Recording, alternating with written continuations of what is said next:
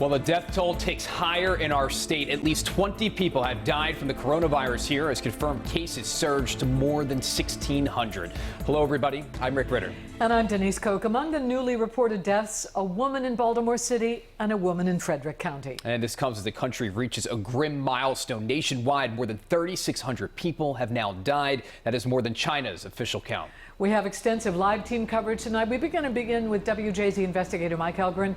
He has a look at the numbers in our state. Mike?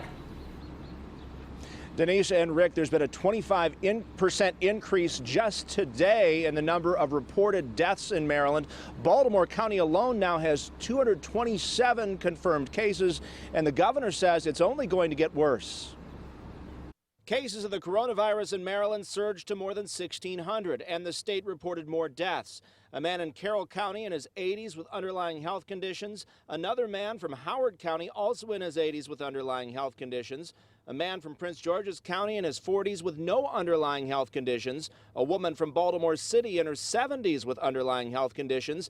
And a woman from Frederick County in her 90s with underlying health conditions. The governor says his stay-at-home order is critical. We reached the point where the cases had exploded in the Washington region here. But a union representing state employees has criticized how Maryland has handled the situation at prisons and the Clifton T. Perkins Hospital, where there are confirmed cases of COVID-19.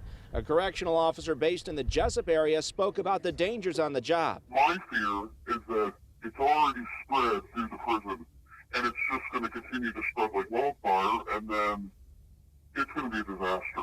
And I'm terrified. The Department of Public Safety insists they've been proactive, cleaning facilities and social distancing, but this officer says they are forbidden from wearing masks and other protective gear is hard to come by. In the prison, we can't keep our distance. For us not to be protected is really my main fear. There wasn't enough supplies, but now there's no supplies.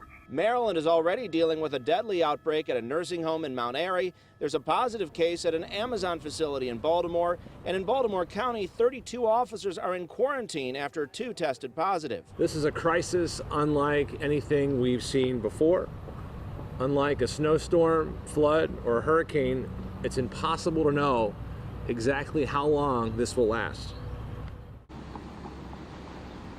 A few more numbers for you. More than 14,000 people in Maryland have tested negative. 53 people have recovered since this pandemic began. And there are so many people filing for unemployment that unemployment claims centers will have extended hours across the state. That starts tomorrow. Those hours are 7 a.m. to 6 p.m. You can always go online. Reporting live at the Department of Health, Mike Helgren, WJZ.